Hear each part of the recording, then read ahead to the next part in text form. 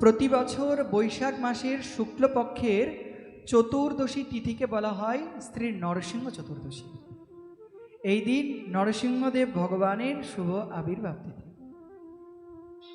এবার এপ্রিল মাসের 30 তারিখ 2026 বৃহস্পতিবার শ্রী নরসিংহ চতুর্দশী আবির্ভূত হয়েছে। তাই এই দিবসে প্রত্যেকের কাছে আমার করজোরে মিনতি, সকলে অবশ্যই অবশ্যই অবশ্যই ব্রত পালন করবেন। যদি কিছু খেতেই হয় তো একাদশীর দিবসে যেমন ব্রত করা হয় ঠিক তেমনি করবেন।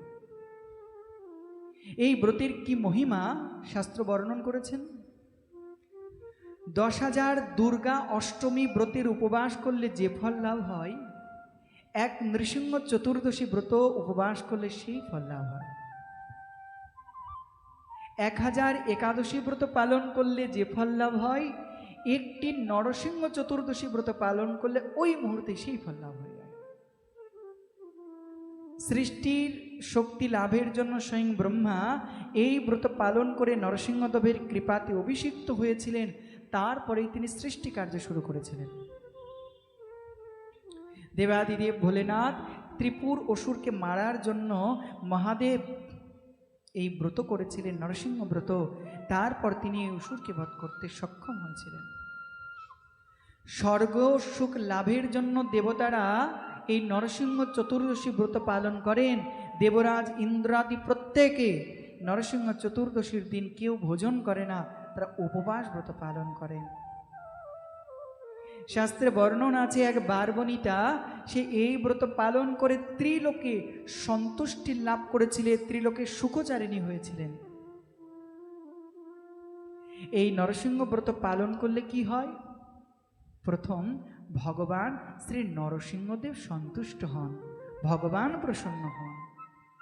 বস্তুত ভক্তের মূল উদ্দেশ্য ভগবানের প্রসন্নতা লাভ করা। ভগবান খুশি তো আমি খুশি, তাই ভগবান তুষ্ট হন। যে নরসিংহ ব্রত পালন করে তার জন্ম মৃত্যুর চক্র থেকে মুক্তি লাভ হয়ে যায় এবং ভগবানের অভয় চরণ যুগল লাভ করেন।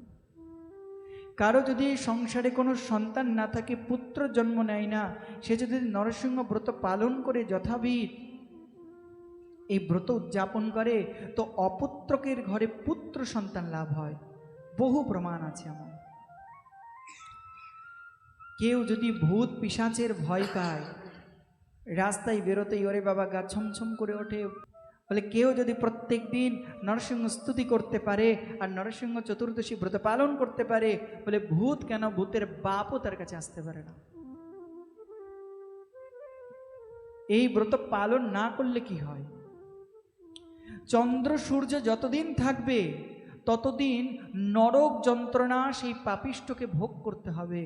যে পাপিষ্ঠ এই নরসিংহ চতুর্দশী ব্রত পালন করে না, ভাবুন, যতকাল চন্দ্র সূর্য থাকে ততকাল এই নরক যন্ত্রণা ভোগ করতে হয়। তাই বরসে বরসে তু কর্তব্য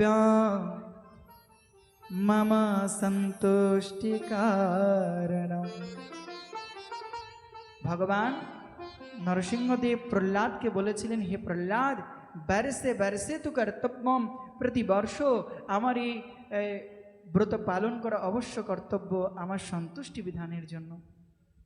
তাই নরসিংহদেব ভগবানের সন্তুষ্টির জন্য আগামী বৃহস্পতিবার সকলে মিলে নরসিংহ চতুর্দশী ব্রত পালন করবেন। নরসিংহদেব ভগবানের প্রিয় কোন বস্তু, ওই দিন ভগবানকে এই বস্তুটা ভোগ দেবেন। ভগবান নরসিংহদেবের প্রিয় বস্তুর নাম হলো পানকম। পানকম মানে কি? পানকম তৈরি হয় কি দিয়ে শোনো, জল, জলের মধ্যে মিশ্রিটা ধুয়ে নিয়ে ভিজিয়ে দেবে।